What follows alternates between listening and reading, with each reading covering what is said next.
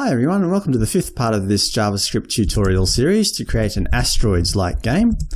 So currently this is what our code allows us to do. We can shoot the asteroids, we can move our ship, and we can smash into an asteroid in order to destroy it. So in this tutorial we're going to implement new levels, a lives system, like give the player 3 lives, and a game over screen. Right. You can go ahead and download this code if you like from the link below. First of all, let's go down and create the skeleton of what we want to do today. So just where we set up our ship and roids and so on, how about we make it more generic? Set up the game parameters. Right, so we'll declare our variables. We'll need a level, the current game level. We'll put our roids here as well as our ship. And we'll create a method called, say, new game, because we'll have to call that after our game over. So all this stuff we'll put in another method. So go down and create the new game method. New ship, that'll do. Function, new game. And it will create our ship. We don't need to set up the asteroids because they're created inside this create asteroids method. We'll probably need a new level method because after each level we'll call that. And inside the new level method, we will call that create asteroid belt. So it can just go straight after here. Function new level. And all we want to do currently is create the asteroid belt. Just make sure we haven't broken anything. Yep, that's looking fine. So inside the new game method, we'll want to set up our level, our initial level, so it can start at 0. Now what does level do? Well, I'm thinking probably inside our new asteroid method, we want to speed up. We want to make the asteroids go incrementally faster. So how about we create a variable called level multiplier, and that'll be equal to 1 initially, plus say 0.1 times the level. So as the level increases, this will slowly go up, this level multiplier.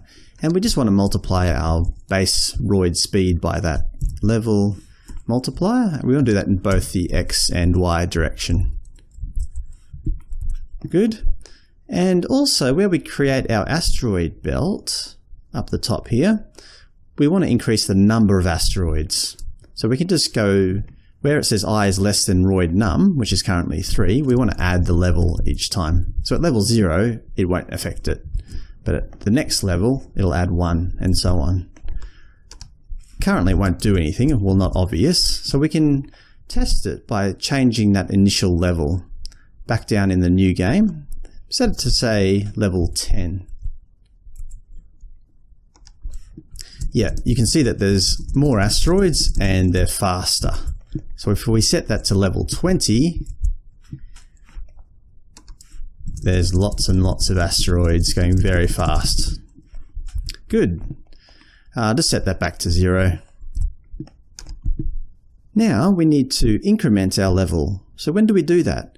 Well, it's when the final asteroid is destroyed, isn't it? So go up to our destroy asteroid method. Can you see that the final line is to remove it from the array? So all we have to do is do a simple check there. So new level when no more asteroids. So we can just use if roids.length equals 0, then we want to increment our level plus. We also want to call a new level. Simple enough, let's give it a go. I'll just change the initial number of asteroids so I don't have to shoot so many. Roid num, we'll change it to 1. Right, so when we destroy this asteroid, we'd expect it to go to a new level with 2 asteroids. Where's that asteroid? Sorry, I'm not very good at this game. There we go. And there's 2 new asteroids. Awesome, and we've destroyed both these asteroids. There should be 3 on the next level. And they'll be going slowly faster. That'll be hard to notice, but that's okay. It's an incremental thing. Come on. There we go. And there's 3 asteroids. Awesome. I'm thinking, wouldn't it be nice if we had some text between levels showing the current level number, just to give the player some indication? And we probably want to make it fade out as time progresses. So how about we create 2 variables down where we're setting up our game variables, one called text and one called text alpha. So alpha will be the transparency component of our text.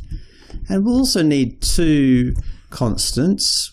How about we call the first one text fade time. Set that to something, a couple of seconds, 2.5 seconds say. And that will be the text fade time in seconds. And we'll also want one called, say, text size. We'll put it in pixels, choose a number, say 40 pixels. This will be the text font size in font height in pixels. Right? Now where are we going to set these up? Well, probably at the start of the level. So we'll go down to new level. New game, new level. So text will equal what? We want to show level plus the current level. So it'll be level plus, now remembering we're starting at level equals 0. We don't want to display level 0. So we'll add 1 to this. So that'll be level plus 1. And the text alpha, we want to start at full opacity. So that'll equal 1.0. Text alpha takes a number between 0, transparent, and 1, opaque. So to draw the text, we'll want to go down to our update function. How about we draw the text last so that it appears on top of everything? So after we draw our lasers, I believe, draw the lasers.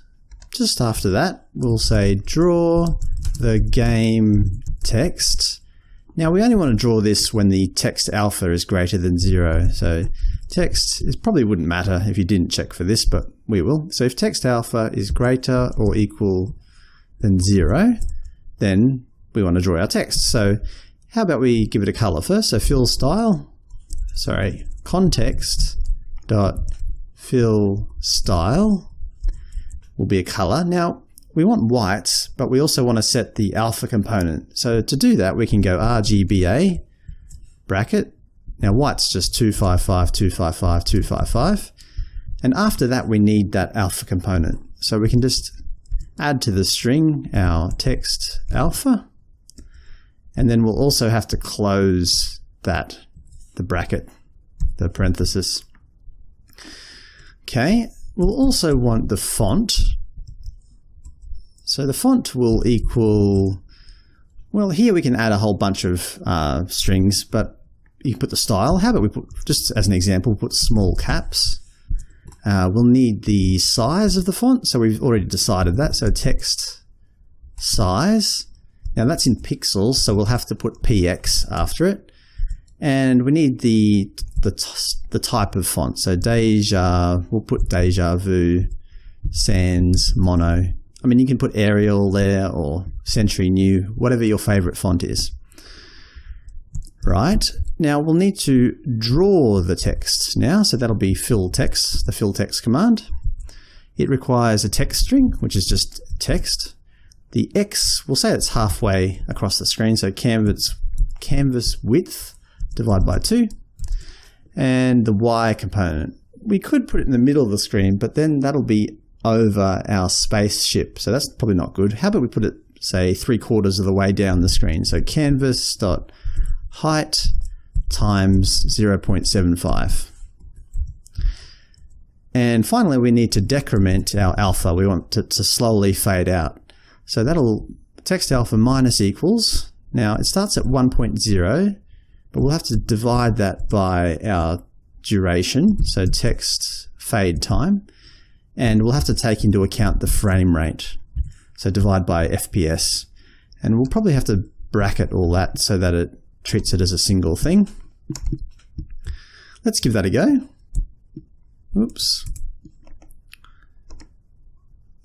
Level 1. Well, it's appearing and it's disappearing. Just the location of it's not very good. We just need to center it. So we can do that by going context, text, is it text? Text align.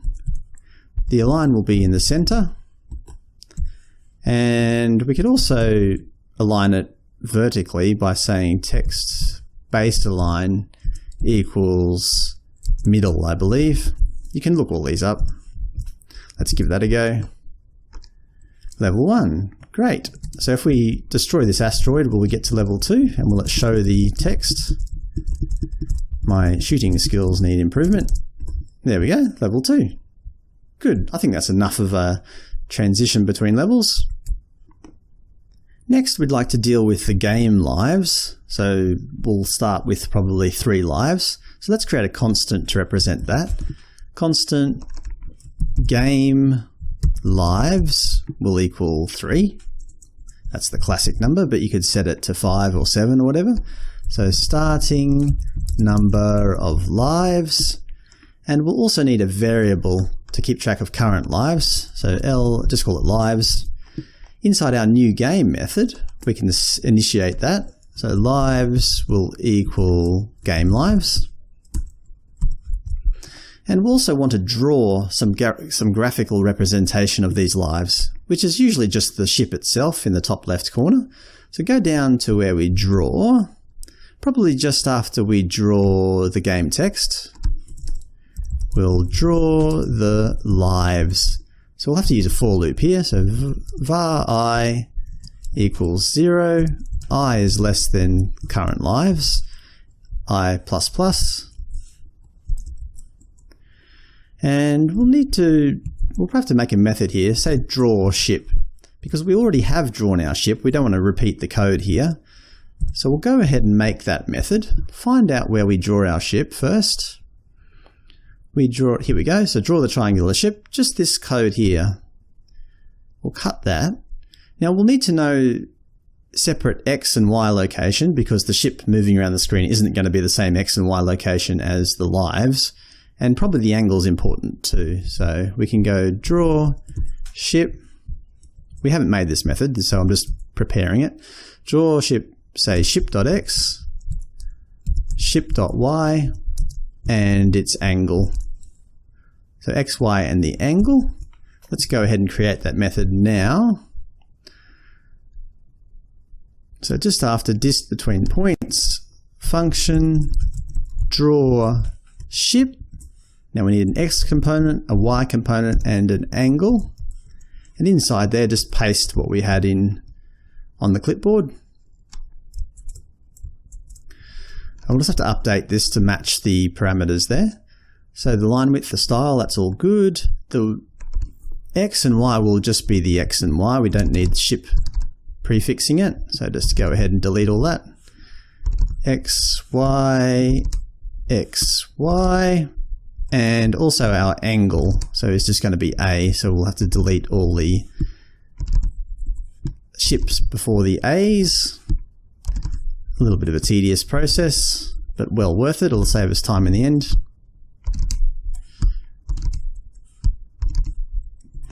There we go. And all we have to do now is update that new, inside the lives, we just need to update what X, Y, and A are. So that should be okay where we draw the actual ship. Now inside lives we need an X component. Well, I'm thinking it's going to start at the ship size. So it means we'll have some sort of margin. But as we draw across the screen, we'll have to multiply. So we'll say we'll add I times the ship size. And we want some space between each ship. So probably just say times by 1.2. That's the X component. Now the Y component will be, I think, just the ship size. Doesn't have to be very much, I don't think. And the alpha, well, it's going to be 90 degrees. Now in radians, 90 degrees is 0.5 times math pi. Hopefully that should work. Let's give it a go. Yeah, that's looking pretty good. So we can see our lives up there. The only issue is that nothing happens. If we crash, oh, I just want to crash. nothing happens because we haven't implemented any code to decrement the lives. How about we reduce our lives after the ship has exploded? So just go down a little bit where we reset the ship after the explosion has finished, and here we can decrement our lives, so lives minus minus, and we may as well handle the situation where lives equals 0. So if lives equals 0, so that means we'll be finished the game, we can just call a function called game over. Game over, man! Else we'll just do what was already there, the ship equals new ship. So let's go ahead and create an empty game over function. So just after explode ship, function game over, and we'll leave ourselves a to do here. To do game over. Let's give that a go. So if we crash into this asteroid, we expect the ship to disappear, after the explosion. Awesome.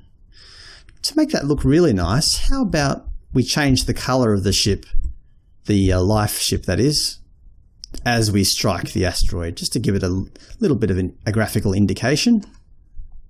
So to do that, we can go down to where we draw our lives.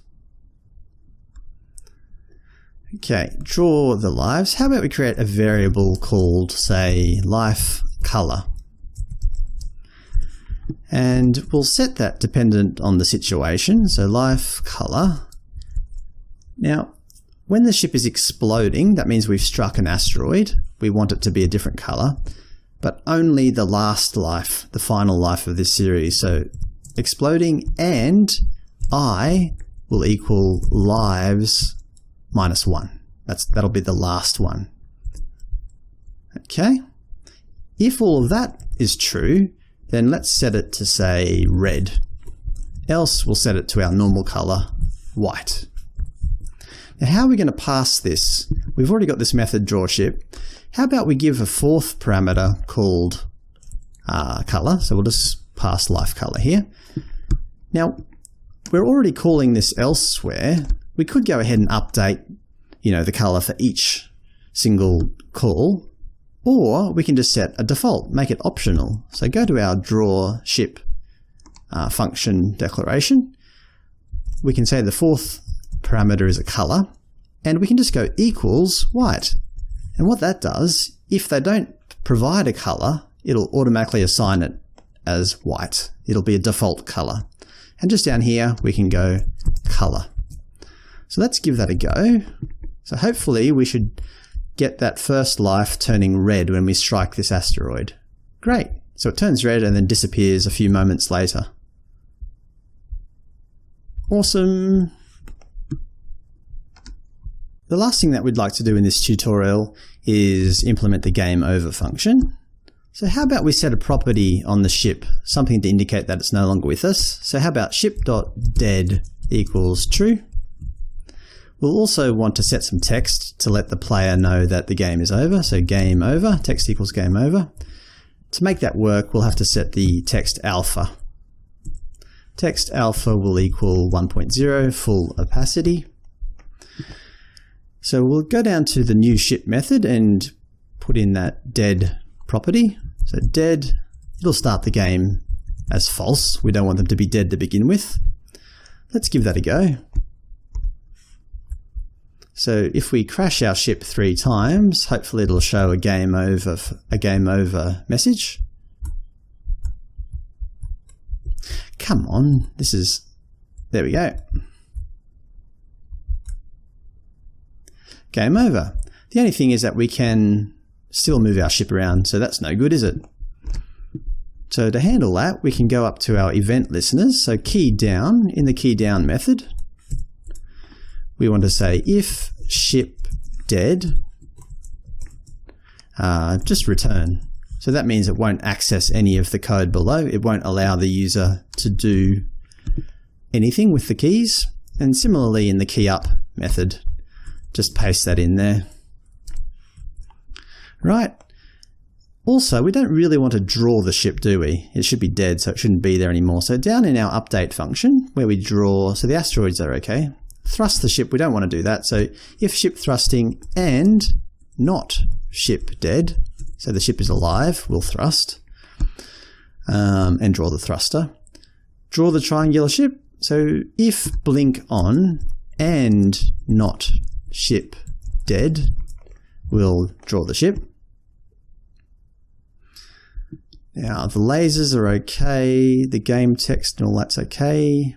Draw the lives. Probably we don't want to detect asteroid collisions anymore. So if ship blink number equals 0 and not ship dead, we'll detect asteroid hits. Right, let's give that a go. So crash your ship 3 times. Bang. Bang. And final one. Game over. And I can't control the ship. There is no ship. Good. Finally, we'd like to reset the game after some period of time.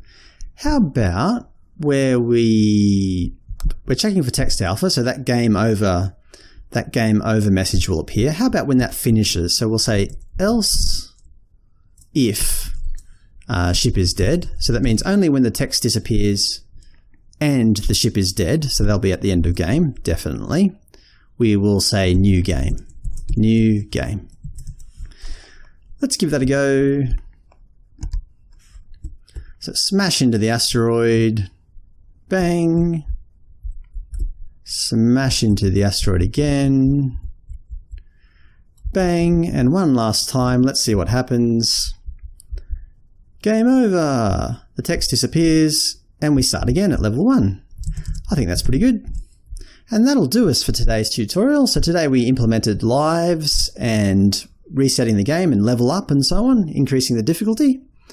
So probably next time we'll implement, I did say that we'd implement the score this tutorial, but that's long enough, I think. Next time we'll implement the score and maybe save the high score to, say, a cookie or something. We'll have to think about that, I think.